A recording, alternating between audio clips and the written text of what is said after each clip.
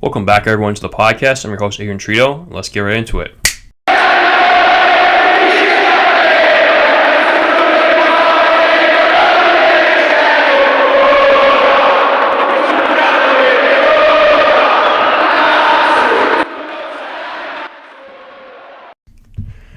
Okay, everyone, welcome back. So, this is a couple days after the Feyenoord victory. It was a very important victory, but before that, I want to get into the Bologna match. I did make a video on the game, but I thought it was a little too raw and didn't want to upload it. I could upload it later, but I would prefer probably not to do that because that game was very difficult to watch. However, we'll just talk about the Bologna game rather quickly, and I'll just say that we were in control for the majority of that game. We didn't convert our chances, though. We had a lack of creativity. The game was also a bit controversial, considering the referee seemed like he was from Rome, and it was a bit ironic and a bit strange, too, that the referee was from Rome, or at least from what I heard, he was from Rome, and considering that this week is a derby, a bit suspect, let's put it that way. And yeah, I think we just lacked creativity to score goals, and we just got punished because we made a mistake in the first 20 seconds of the second half. We conceded a goal, and we couldn't find a way through, even though we played better. But we played that high-pressing game. We played well in the first half, but we just could not convert. We could not find chances, and that was one of the big issues. And one of the other bigger issues with that Bologna match was that I think Sarri did not rotate the players enough, and you can just see it between Luis Alberto, Felipe Anderson, Mattia Zaccagni, Marusic. I'll even say they weren't getting enough rotation. They're not getting enough rest. Pedro did start the game. Zaccagni didn't start the game, but they played a lot of minutes, and considering Zaccagni already has an ankle injury, it's not good to keep running guys out there over and over and over and over again. And, I just wish Maurizio Sarri would rotate the players. That's my big concern with the game against Bologna. He didn't rotate them. I thought he kept Luis Alberto on for a very long time and I'm shocked he didn't pull him from the game, and he should have probably brought Kamada on a lot sooner. And, yeah, it's just, I think that's one of the weaknesses right now, Sarri in his game, and also, which I'll get into later, I think the wingers have been a bit weak this year in comparison to last year. But I'll get into that later on. Now, let's talk about the game against Feyenoord. So, what can I say? That game we had to win. It was a must-win game. There was no other way to put it. It was a game where we just could not afford to sit in our laurels and just say, all right, we'll play for the tie. No, we had to win that game because we need to get the points to get now back into second place following the victory, which is what we did. We didn't dominate the game. We played a good, solid, gritty game, which we're going to need to do for a lot of these matches coming up, not after the international break as well. With a lot of grit, a lot of motivation, a lot of hunger, and we came up with the intensity, and obviously it resulted in a 1-0 victory, a close 1-0 victory, but 1-0 victory nonetheless. Where Ciro Immobile now is the only Lazio player, from what I can remember, I just saw, to hit the 200 goal mark, and that's incredible. He'll probably go down as the greatest goal. Not probably. He will go. Actually, he already is the greatest goal scorer of all time in Lazio history, but he'll probably go down as the greatest player in Lazio history too. And yeah, I thought everyone was effective at their jobs. I mean, yeah, there were some hiccups, but no one really played terribly in that game, and everyone just stuck together. It was a real team victory. I thought it was interesting and quite gutsy that Sarri went with Vecino, Luis Alberto, and Kamada in the midfield, but then again, he wanted to put his most experienced three midfielders out so that they could get control of the game. Yeah, they didn't run that much, which I thought was one of the weaknesses. However, I thought they still held some semblance of maturity and holding up well and holding the team together and being cohesive, like I always talk about. So obviously, I thought they played well in that sense. However, there was two negatives to the game. That is Zaccagni's injury, because these guys have played so much, and Zaccagni, unfortunately, we're very fortunate that he's not seriously hurt, but unfortunate that he just did get hurt before the derby. And it's unfortunate for him, too, because no one wants to get hurt like the way he did, considering it could have been a very serious injury, how he slipped and fell. His knee moved and buckled very weirdly. That could have been a very serious injury. Thank God it was not. He has no structural damage from what I've read. But he probably will not be able to play the derby, or if he does, he'll come off late in the bench, or off the bench late in the game, excuse me. So that happened. And the thing is, too, we have Marusic out, who might come back for the end of the derby, but I wouldn't want to risk him, considering our fullbacks came in. They did a pretty good job, that being Lazio, Hisai, and Pellegrino played well against Feyenoord. With that also being said, I think, too, that that, it's unfortunate Luis Alberto. He said he's fine, but, that was pretty scary when he looked like he pulled his hamstring or something like that. We just don't want him getting hurt, man. He's just too critical. And, again, I don't know if he'll start the game. I think he'll definitely come off the bench, but, that's the weakness. One of the weaknesses of Sarri. He doesn't rotate his players as much. However, in that game, Vecino got a yellow card in the midfield, so he had to take him off. And he had to keep Luis Alberto out there, who didn't have a yellow card, and I understand why he did that. Something else, too, was that game we had our one chance. We really got it and we scored, but we really did not do much in that game. Other than that, however, I thought we played a tactically sound game, and that's one of the most important things. Obviously, being able to win ugly, too. And I think we've been able to do that, get results ugly, get ties ugly, and just get points. And that's going to be very critical going into the later stages of the season, especially once we finally get a little bit of a rhythm going. And it's not going to be a heavily congested schedule towards the second half going into 2024. So, yeah, I mean, overall, we're in a good spot now in the Champions League. We're second in the group. We have a game against Celtic coming up at the end of this month, and then Atletico goes to Rotterdam to play against Feyenoord. And you know what, guys? Look, I know everyone's saying it's going to come down to the last day, but don't be surprised if we beat Celtic on the upcoming match in the Champions League, and then Atletico goes and beats Feyenoord in Rotterdam, because they're the type of team that can do it. They're cagey, they're a physical team, they're aggressive. Pretty much the similar styles of play to Feyenoord, who's also physical and kind of cagey, but they like to move the ball a lot faster, and they kind of play a little bit less defensive formation, or they're both aggressive, and it could get really chippy in that stadium. But that's the thing I'm going to say, is that I think, going forward, I think Atletico could win that game in Rotterdam. And, if they do, and we win our game against Celtic, we're both through to the next round. So don't be surprised that happens too. And I would prefer that to happen so we can take the last group game a little bit easier necessarily, knowing that we're through. Obviously, we want to play for first place and get a better bye, I guess, against whoever we play against in the round of 16, because the second place team plays against the first place team in one of the other groups and vice versa. So, yeah, it is possible it could end this coming match in the Champions League, but, we want to at least have a strong showing.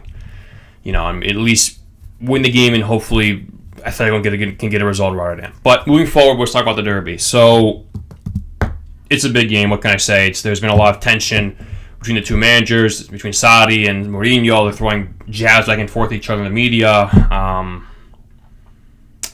There were some nasty messages being written on the walls of Rome towards Lazio fans, and particularly some of them who have unfortunately been passed away and been killed by Roma fans. So this tension boiling is a derby. We don't have all of our guys fully fit, but neither do they really. I don't think I watched the game a little bit with the highlights with what happened between Slavia Prague and Roma today in the Europa League. It was rather complicated to watch that game because, you thought Roma was going to go in there and steamroll them, but that didn't happen. Obviously, it was a very good atmosphere in that game for Slavia Prague. And Roma's coming into a really weird situation where, they're getting wins in the league, but they're not playing against the really difficult teams at this moment necessarily. Look, they're going to sit back, probably be defensive. And I would hope that in our game we come out flying against them. Considering we have 2 extra days of rest, we played on Tuesday, they played today, which is Thursday.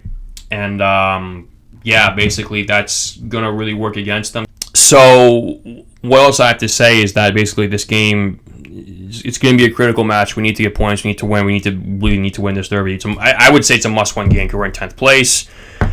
The league hasn't gotten away from us, thank God, but we need to get results. Roma is going to play defensive. They're going to probably try to get under our skins and do some very cheap fouls, which, if you haven't looked already, they've sent 2 referees who are very card-happy and kind of have no problem pulling red cards, and that's being Massa as the central referee, and then the VAR referee is Massimiliano Arratti. I think it's Massimiliano, but it's Irati. And maybe they'll keep Mancini in check, because we know he has a bit of a notorious issue where he likes to throw elbows in players' faces and really hurt them. He's done that already twice this year, it looks like, from what I can understand. I can remember the one against Genoa, which he should have been suspended and given a red card for. And you know what? If he's going to do that in the derby, he's probably going to get sent off, and it could get very ugly in that game. We don't need that to happen. With all the tension already being built up. Look, Roma again is going to be defensive, but we need a game that's going to be very spirited, like we did in the last one. A game of grit, like we did against Feyenoord, and we just need to keep pushing through. I know it's not easy with the lack of energy. Now we have Luis Alberto, who's not fully fit, Zaccagni, who's not fully fit, Mauric is not fully fit, Kasai is not fully fit. They'll be on the bench, but look, it's good we just have those guys. They come off the bench and support our team, but I don't think Sarri's going to risk Luis Alberto Zaccagni. If he does, that's a great gutsy gamble. I would prefer bringing him on as a super sub in the 60th minute or something like that, being Luis Alberto and Zaccagni actually at this point. Now, my starting 11, if I'm being honest with you, at this current moment, based on the injuries and everything, I hope he goes in the back line, that being Sadi. He goes Paradel in goal. Lazic, he's been playing extremely well, making a lot of critical interceptions of late. As the right back, the two central defenders being Patrick and Wanyoli, because they're the ones who are fit, obviously. Left back, he side played well, honestly, against Feyenoord, but maybe because it's a derby, I'll let Pellegrini go into the game. He hasn't. Okay. My mind tells me he says he's going to start, but I would hope he goes with Pellegrini. Let's put it that way. So Pellegrini would be my starting left back. Now in the midfield, this game I would love to have Ravel playing, but I like him coming off the bench because it's going to be a very intense match in a game which is going to take a lot of experience coming into it. It's not like a normal game, and we all know that this derby is going to be a very heated game. So probably in the midfield, I would go with, because if Luis Alberto's out too, I would go with Vecino, Guendouzi, Kamada. That'd be my midfield, because you guys who run a lot and you guys who have got good presence, physical presence, because Roma's also a physical team too. Considering Lukaku is one of the strongest players, if not the strongest player in the Serie A, we need to be able to keep him in check, and having one extra guy in that around the two center backs, being Vecino, who's big and tall too, would help to do that. And going forward as well, you know what? I think it's going to be Felipe Anderson, and I want to keep Immobile in there because he just scored and keep him getting on a run, because now he scored, 2 goals in the past 3 games he's played. So let's keep him going, guys. We need him to get on a run, considering our wingers haven't been as great this year, which I'll get into that in a second. But, I think that we need to go out there and just come out flying. Really need to give it our all. Especially with I think we're gonna have Felipe Anderson, Immobile, and then Pedro on the wings. And we need to come out and press them.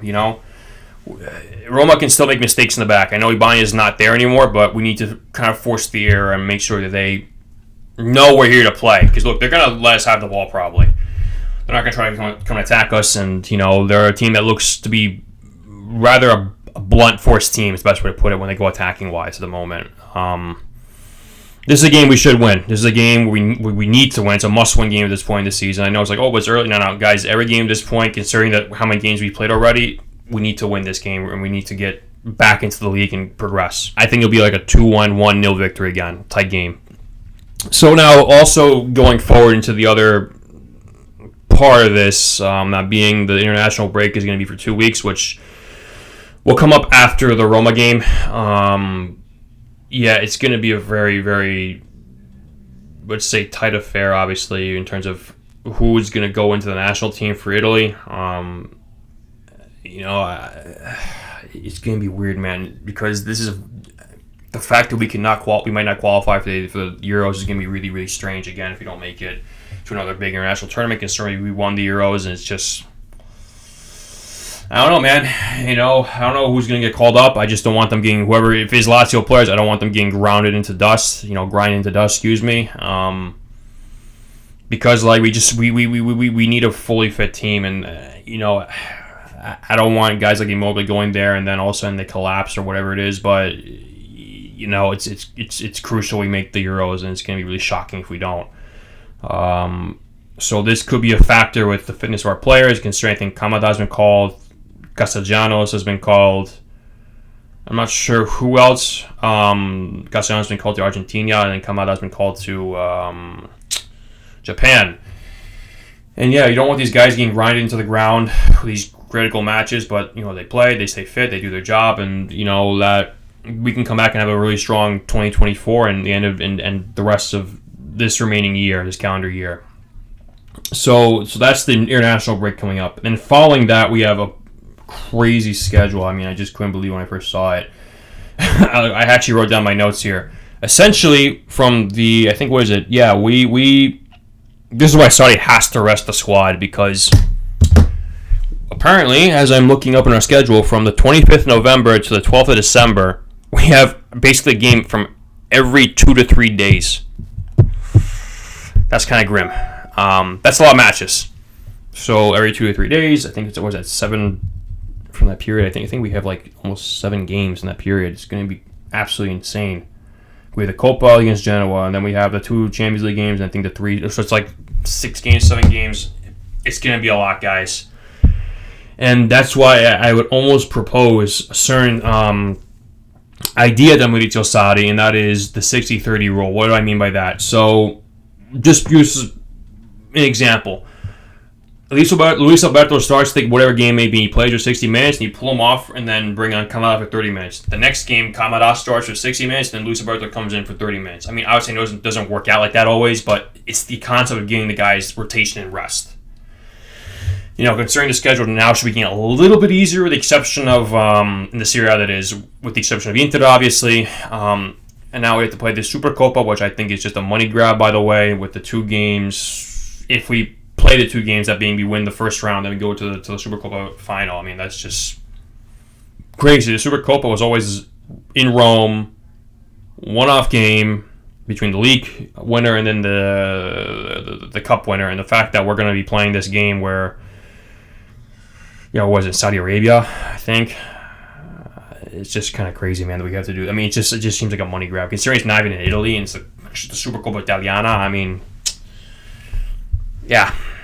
Not good, man. Not good. I don't like where this is going, obviously. That's my thought on the Supercoppa, which is the games following this batch of games with, the Champions League and the Serie A after the international break. And it's just a lot of games, man. It's just too many games, I think, personally. So, I think that Saudi has to rotate the squad, keep them fresh, keep them focused. And that's what I'm saying. We're going to have to win a lot of games grinding it out. We're not going to dominate majority of our games, I think, this year like we did last year. We're just going to overmatch teams. It's just not going to happen this year because we have so many more games. However, I do think as 2024 comes up and as we progress into the year, because we're not going to be in the group stage of the Champions League at least, there'll be more rest, there'll be more time to progress. We'll see what happens, And we're going to start making decisions in competitions, what we need to do, whether that be, we progress in Europe, if we have the chance to, if we whatever happens, whatever it may be, whether hopefully don't get knocked out to Europa League, but in case we do, I would almost just say forget it. We're not going to do that. Focus on the Scudetto. And the thing is, too, it's just like we have to decide what's the cost versus reward at this point. And I think we need to focus on the Scudetto and doing well in the Champions League, but live to adjust. However, we need our first goal, I think, for this season has to be now at this point. Above all, if there's one priority we have to have, and that's above all else, it's got to be get into the top 4 as a team. I think we need to get back in the top 4 and obviously keep rebuilding our funds with the Champions League money and then progressing year by year as a team. That's the idea behind Saudi and Lodito and what they're trying to do at the moment. And now, finally, here's the thing that I think can make these games a lot easier, and we need to discuss about at this point. If one person could ask me, where's the weakness of this team? A lot of people will say that it's that we just don't have the depth, or we do have the depth, but we don't have the depth to back up Milinkovic-Savic, which is what I heard a lot. Our star players haven't played very well. These are all reasons. Do I think it's the sole reason? Not exactly. I think we're just lacking creativity in the wings, it feels like.